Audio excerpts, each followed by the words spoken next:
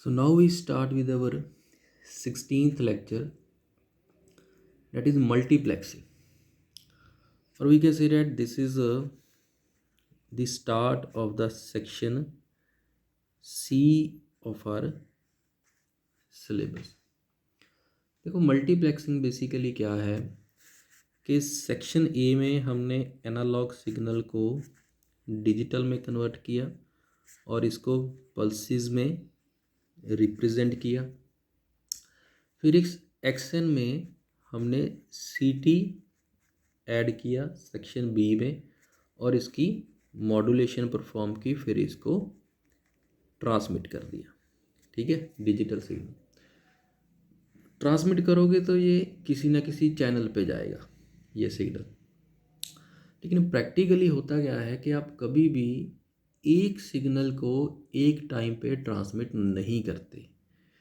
हम क्या करते हैं कि नंबर ऑफ सिग्नल्स को कंबाइन करके उसी सेम चैनल पे ट्रांसमिट करते हैं, जिससे हमें हमारी कैपेसिटी ज़्यादा मिले।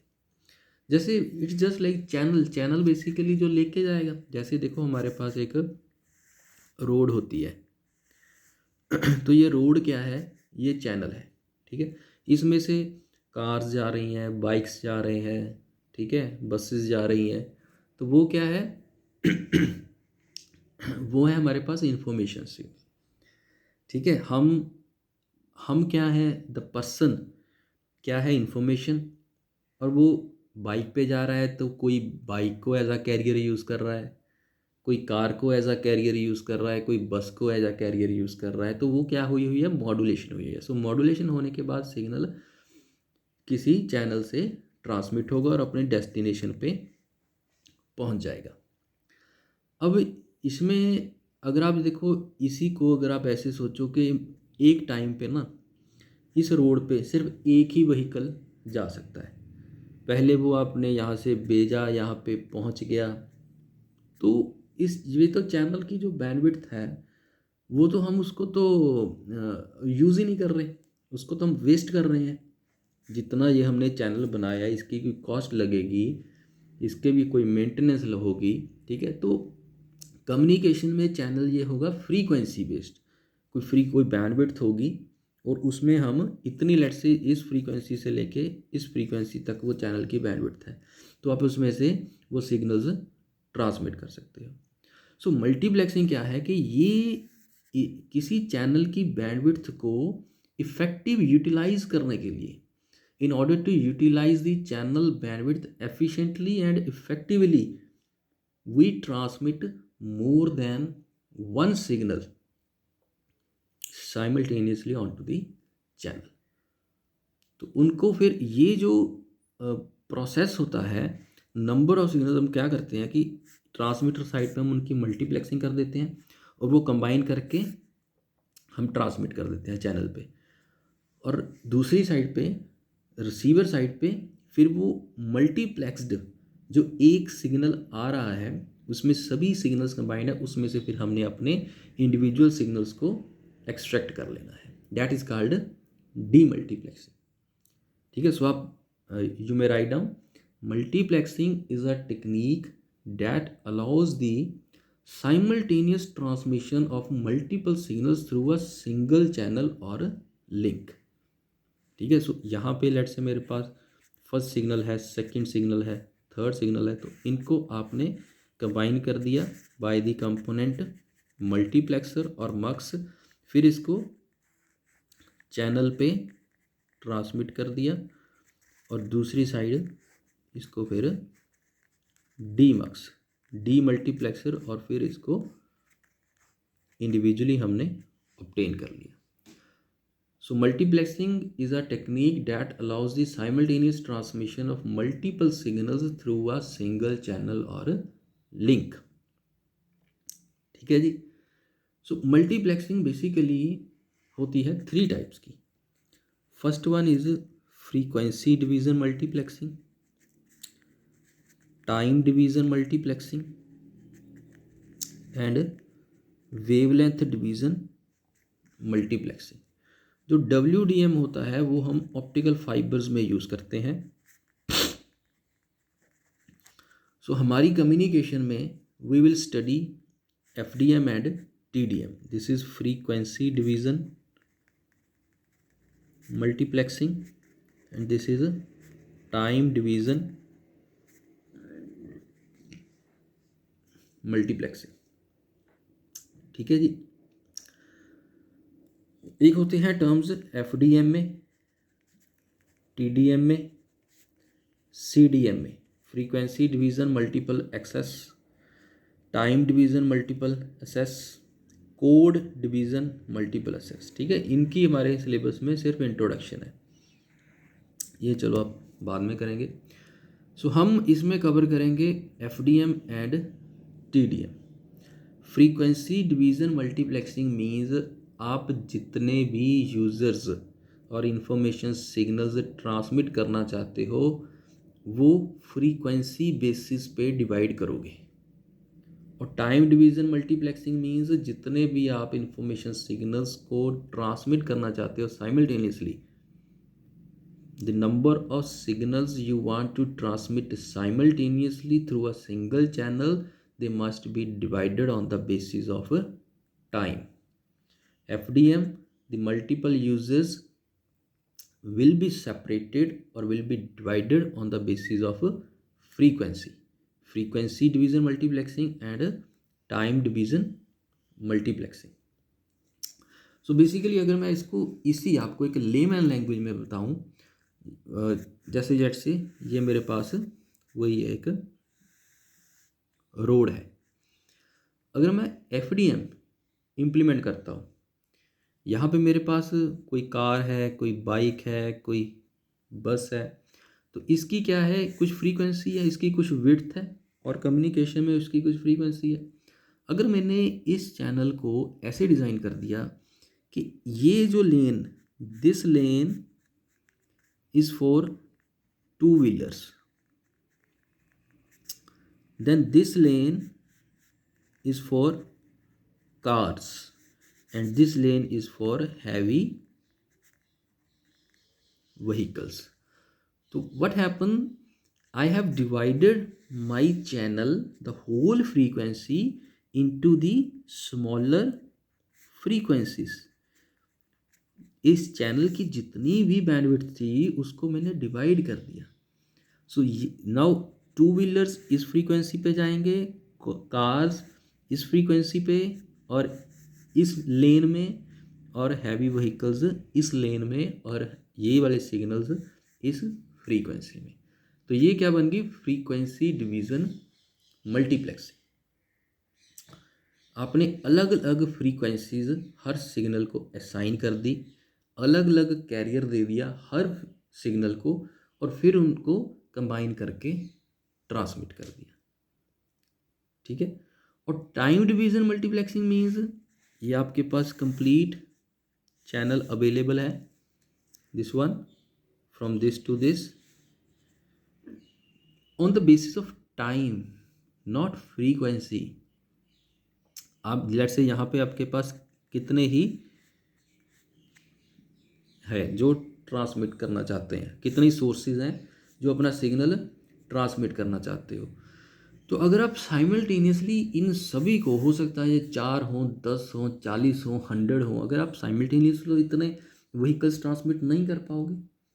ठीक है. सो आप बेसिकली क्या करोगे कि पहले लेट से ये जो चैनल है, ये जो रोड है, ये 4 व्हीकल्स को कैरी कर सकता है. तो आपने पहले 1 2 3 4 ये कर दिए. जैसे ये थोड़ा सा आगे जाएंगे तो आपके पास चैनल फ्री हो गया ना इनपुट के लिए. तो आप नेक्स्ट जो है 5 6 7 8 इनको ट्रांसमिट कर दोगे. मीन्स आपने टाइम डिवाइड कर दिया है कि पहले फर्स्ट चलेगा, फिर इनके पीछे ये चलते हैं. किसी की हो सकता है स्पीड ज़्यादा हो जाए तो वो आगे भी हो सकता है. So on the basis of time किसी पर्टिकुलर इंस्टेंट पे आपने कुछ सिग्नल्स ट्रांसमिट कर दी, फिर उसके पीछे बाकी के सिग्नल्स. सो यहाँ पे कोई आपने चैनल को डिवाइड नहीं किया, लेकिन जो मल्टीपल यूजर्स है उनको टाइम में डिवाइड कर दिया कि पहले आप चले जाओ फिर उसके पीछे. ये जो टाइम होता है ना, ये बहुत कम होता है. This is in milliseconds, this is in nanoseconds. Communication में मैं बात कर रहा हूँ. ठीक है. ये मैं आपको सिर्फ समझा रहा हूँ कि FDM और TDM बेसिकली होता क्या है, ठीक है। So this is the TDM and this is the FDM, ताकि कोलिजन भी ना हो और चैनल की जो फुल बैंडविड्थ है अवेलेबल है वो भी इफ़ेक्टिवली यूज़ हो। और यहाँ पे नंबर ऑफ सिग्नल्स को जब आपने उनको मॉड्यूलेट कर लिया है, जब आपने उनको एग्जैक्टली उनकी प्रोसेसिंग कर ली है, तो एक एक करके नहीं ट्रांसमिट करना। मल्टीपल यूजेस transmitted simultaneously through a single channel और link which is called multiplexing, ठीक है। So now we will discuss FDM. So now we discuss frequency division multiplexing. Frequency division multiplexing, let's say मेरे पास एक information signal है M1T, second is M2T, third is M3T। तो इसको एक career देना है, फ्रीक्वेंसी में अलग फ्रीक्वेंसी, तो इसको एक कैरियर दे दिया लेट से F1, इसको एक कैरियर दे दिया लेट से F2 और इसको एक कैरियर दे दिया लेट से F3। और एक कंसेप्ट याद रखना, जो FDM है ना, FDM जब आप एनालॉग सिग्नल्स को ट्रांसमिट करते हो तो हम FDM प्रेफर करते हैं, जब हम डिजिटल सिग्नल्स को ट्रांसमिट करते हैं तो हम TDM प्रेफर करते हैं। तो it means FDM frequency division multiplexing, ये जो मॉड्यूलेशन होगी ये एनालॉग मॉड्यूलेशन होगी, AM FM और PM। और TDM में जो मॉड्यूलेशन होगी वो डिजिटल मॉड्यूलेशन होगी, डेट इज़ ASK FSK और PSK, ठीक है। तो यहाँ से ये सिग्नल्स मॉड्यूलेट हो गए हैं अपनी अलग अलग कैरियर फ्रीक्वेंसी पे, फिर इसको बैंड पास फिल्टर इसको कर लो, ठीक है, बैंड पास फिल्टर, क्योंकि ये हाई फ्रीक्वेंसी में चले गए तो हम बैंड पास फिल्टर लगाते हैं।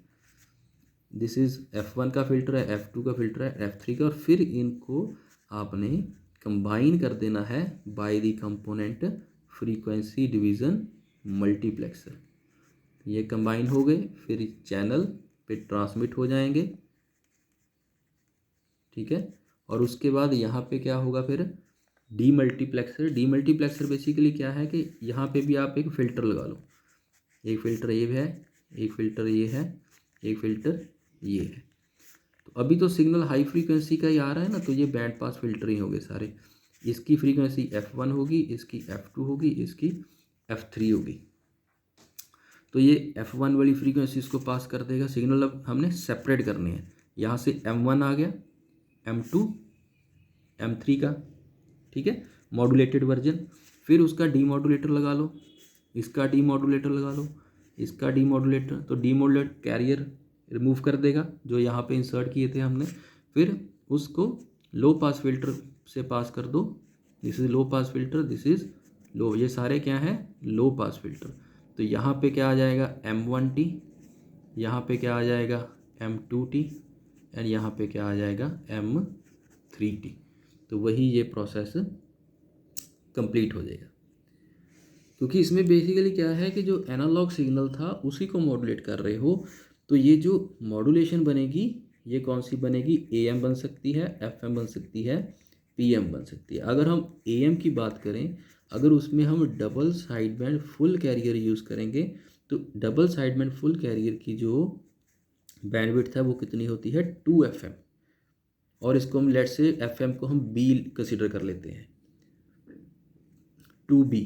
तो इट मीन्स ये जो दो सिग्नल्स बनेंगे इनमें मिनिमम सेपरेशन, क्योंकि ये एक सिग्नल की बैंडविड्थ है जब वो मॉड्यूलेट होगा, ठीक है। तो वो एक सिग्नल कितना लेगा 2B स्पेक्ट्रम। तो दूसरा जो सिग्नल है मीन्स यहाँ पे इसकी कैरियर होगी लेट से F1। तो ऐसे नहीं कभी बनने, तो ये तो ओवरलैपिंग हो गई ना।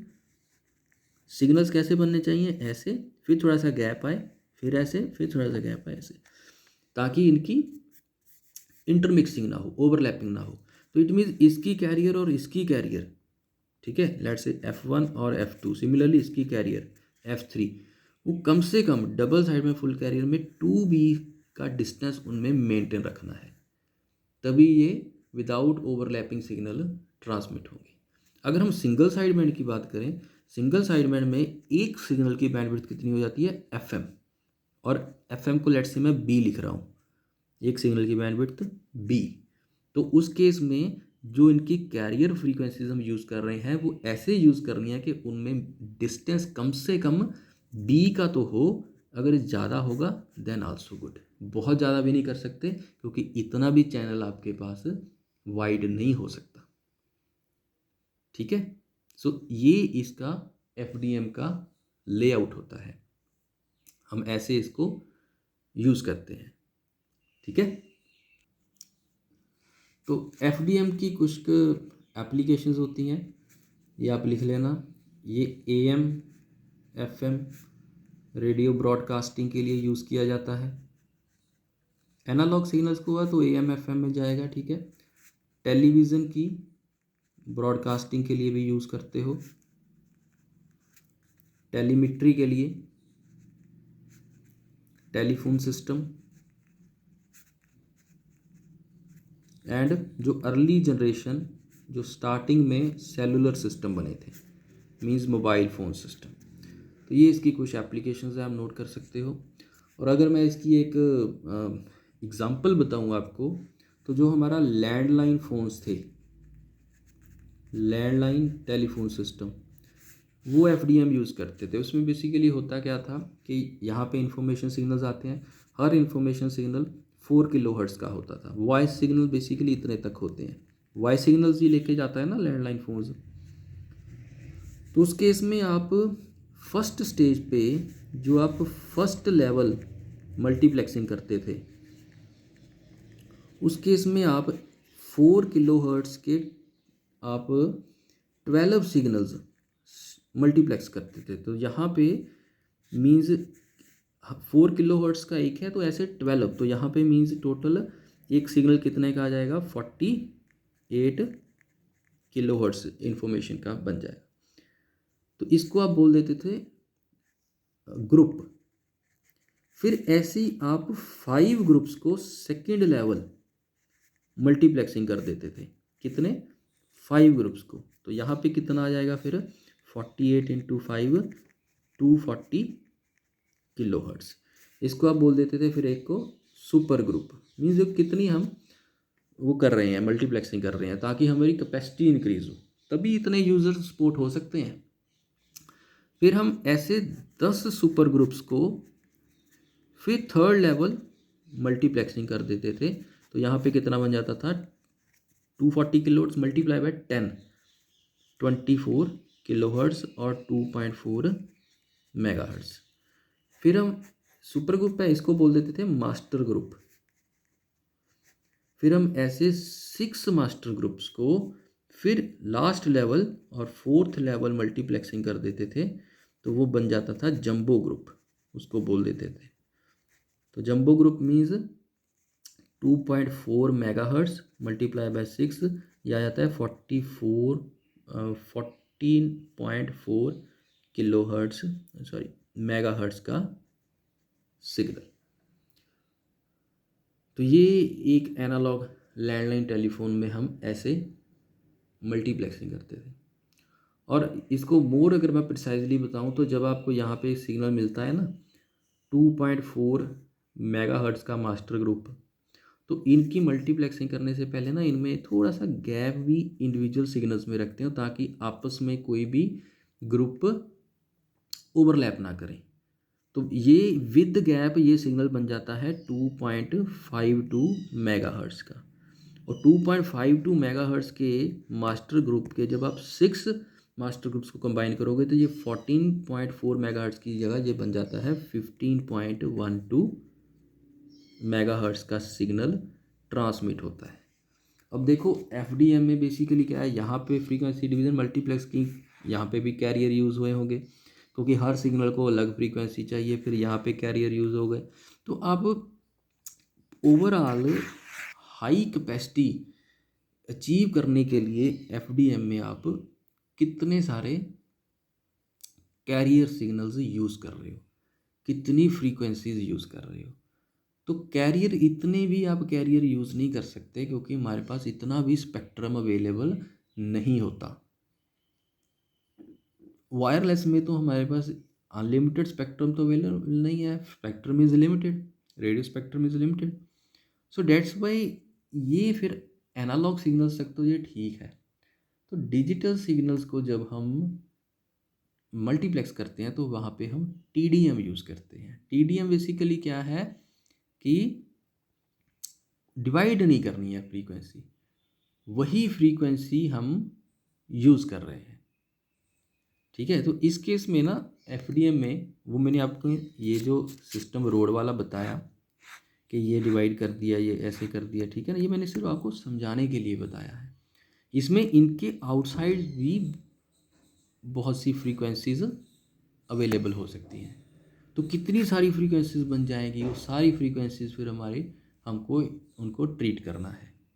ठीक है, तो लेकिन टीडीएम जो सिस्टम है, टीडीएम सिस्टम में क्या होता है, टाइम डिवीजन मल्टीप्लेक्सिंग, आप कैरियर सिर्फ एक यूज़ करते हो, only one carrier is used. उसी कैरियर पे सारे के सारे इंफॉर्मेशन सिग्नल्स ट्रांसमिट करते हो टाइम बेसिस पे। हो सकता है किसी एक पर्टिकुलर इंस्टेंट पे आप M1 ट्रांसमिट कर रहे हो, फिर नेक्स्ट इंस्टेंट पे आप M2 ट्रांसमिट कर रहे हो, तो नेक्स्ट इंस्टेंट पे आप M3 ट्रांसमिट कर रहे हो, तो उसको बोलते हो आप टाइम डिवीज़न मल्टीप्लेक्सिंग।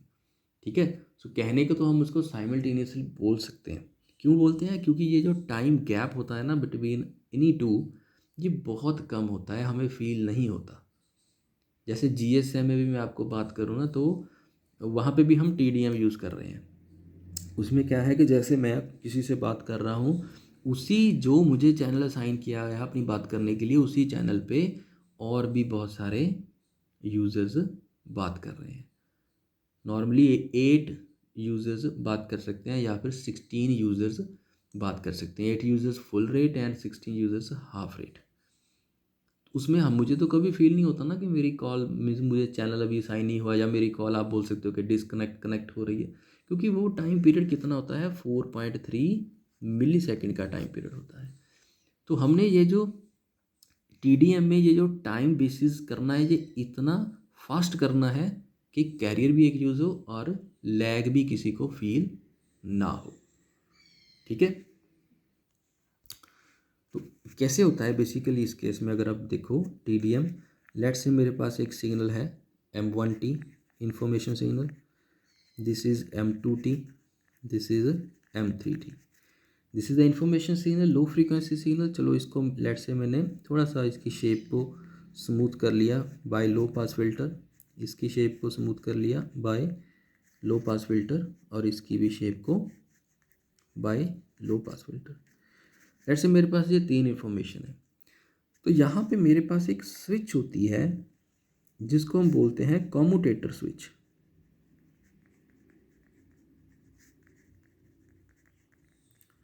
तो ये भी देखो, ये मल्टीप्लेक्सर का काम करेगी ऐसे, ये तीनों कंबाइन करने हैं ऐसे।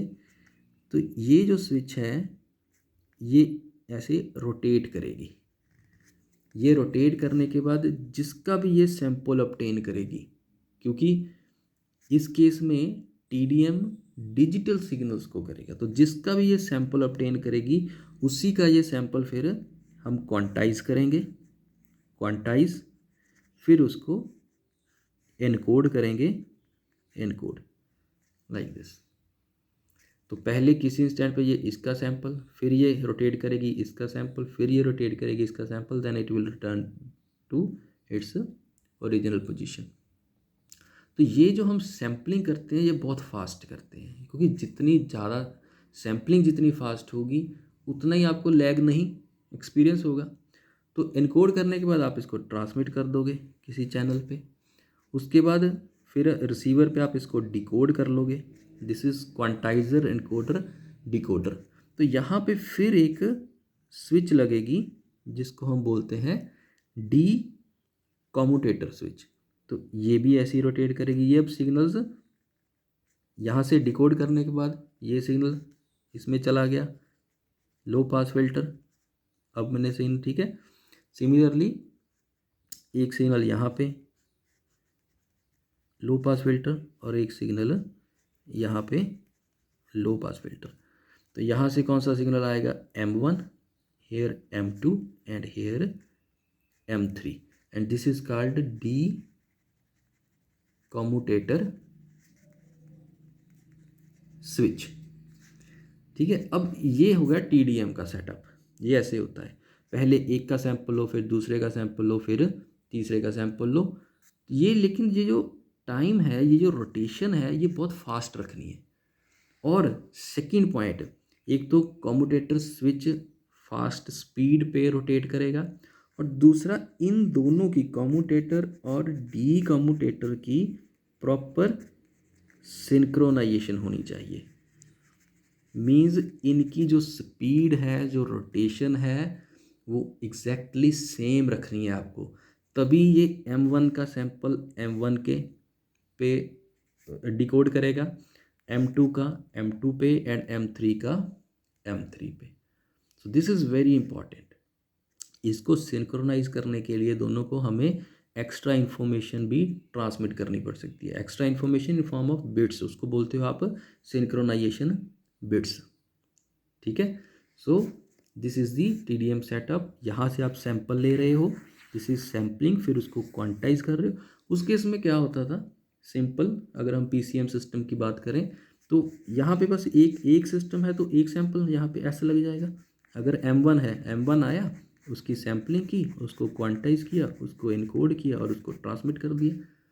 लेकिन इस केस में ज़्यादा है, तो ज़्यादा को इनपुट लेने का हमने क्या है, एक रूल यहाँ पे लगा दिया, जिसको हम फिर बोलते हैं कॉम्यूटेटर एंड डी कॉम्यूटेटर। और ये क्या कर रहा है, बेसिकली मल्टीप्लेक्सिंग। तो इसमें भी आप एक, मैं डिक्टेट कर रहा हूँ, आप लाइन लिख लेना कि commutator is a rotating switch which rotates in anti-clockwise direction with uniform speed, and commutator and decommutator rotates at same speed। ठीक है, ये अब इसमें क्या है, इसका चलो ज़्यादा डिटेल हम नेक्स्ट में करेंगे, बस अभी एक पैरामीटर है, the time taken, this is very important, the time taken by commutator to make one complete rotation is called frame time, represented as TS। तो ये जो पूरी अपनी एक रोटेशन कंप्लीट करेगा, उस टाइम को क्या बोलते हो आप, फ्रेम टाइम। लेट्स से, देखो ये अगर मैं इसको इजी लैंग्वेज में आपको समझाऊं, लेट्स से T1 टाइम पे इसने M1 का सैंपल लिया, T2 पे लेट्स से इसने 2 का सैंपल लिया, देन T3 पे इसने थर्ड M3 का सैंपल लिया। तो फिर ये तो एक हो गया ना, एक रोटेशन। फिर ये T3 से दोबारा T1 में आने में भी कुछ टाइम लेगा, इट विल रिटर्न, फिर ये 1 पे आएगा। तो ये जो टाइम है, this time, this is the one frame period और फ्रेम टाइम। तो ये इंस्टेंट क्या होगा, this is T1 plus TS। उसके बाद फिर ये लेट्स से, तो ये क्या होगा, T2 प्लस TS। तो फिर ये लेट्स से थर्ड का लेगा, तो ये क्या होगा, T3 प्लस TS। ठीक है, so this is what is frame time. अब देखो मेरे पास लेट्स से यहाँ पे 3 लिए हैं मैंने, लेट्स से मेरे पास n मैसेजेस हैं, और हर सैंपल, जब ये कॉम्यूटेटर इसका सैंपल लेगा और क्वांटाइजर एंड कोडर उसकी बिट्स बना देंगी, लेट्स से हर सैंपल की स्मॉल n बिट्स बन रही हैं। ठीक है, तो एक कंप्लीट रोटेशन में टोटल कितनी बिट्स बन गई, जितने टोटल मैसेज सोर्सेज थे उनके एक एक सैंपल आ गया, तो टोटल सैंपल्स कितने हो गए, कैपिटल N। और हर सैंपल की स्मॉल n बिट्स बन रही हैं। लेट्स से एनकोडर मेरे पास हो 8 बिट एनकोडर या 4 बिट एनकोडर, ठीक है, तो वो सेम बिट्स बनाएगा। तो ये तो इतनी बिट्स बन गई एक रोटेशन में, 1 फ्रेम टाइम में, और एक बिट की ड्यूरेशन कितनी होती है, TB।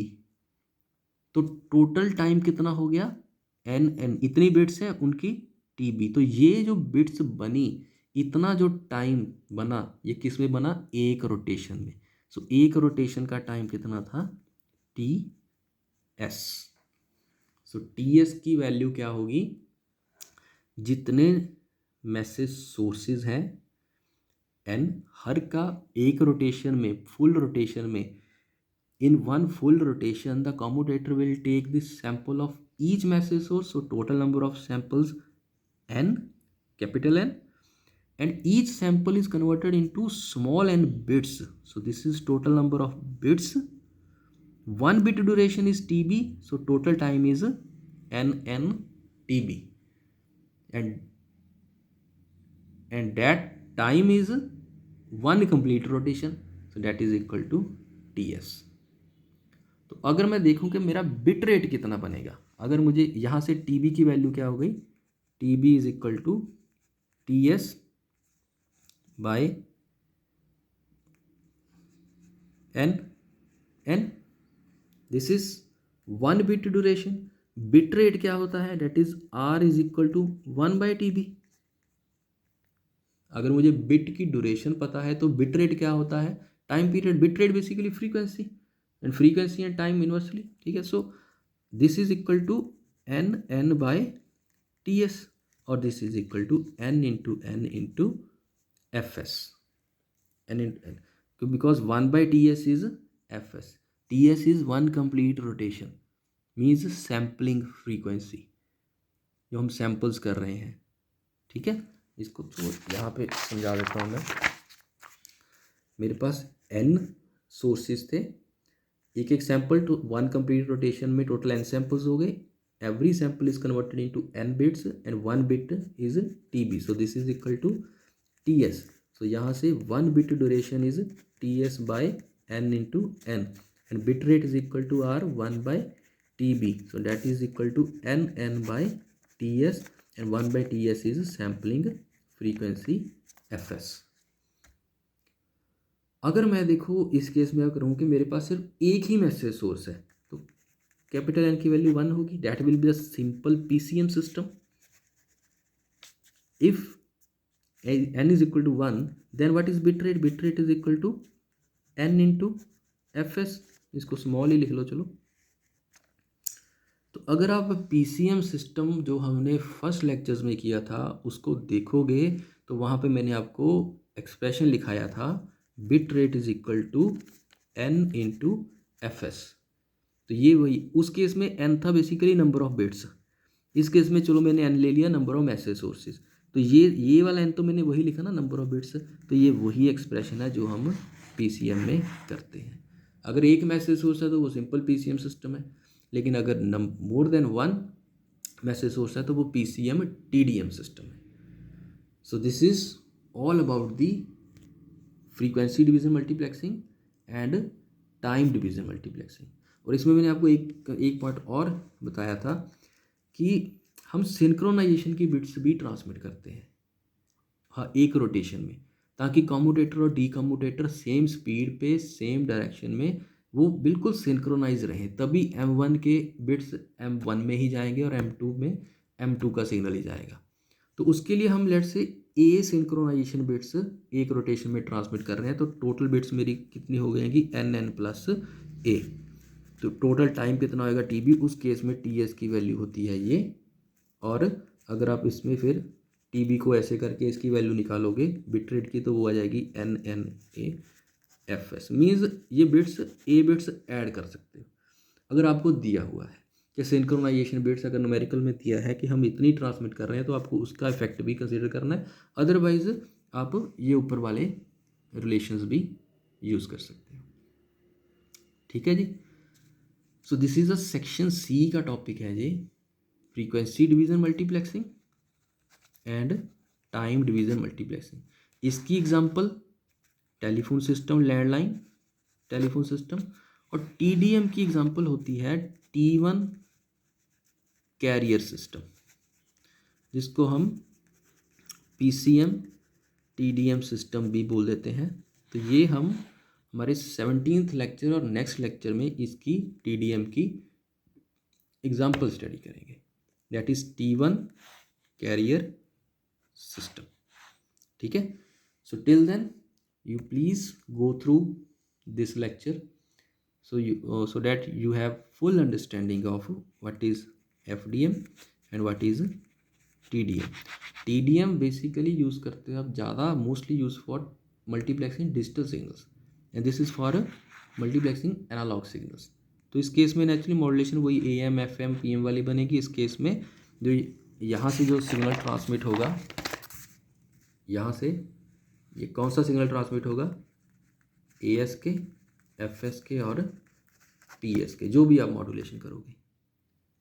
ठीक है, एनकोड करने के बाद यहाँ मॉड्यूलेशन करोगे ना यहाँ पे, तो उस केस में मॉड्यूलेशन हम पहले ही कर रहे थे क्योंकि मुझे अलग अलग फ्रीक्वेंसीज चाहिए। ठीक है, so next topic in the next lecture. Okay.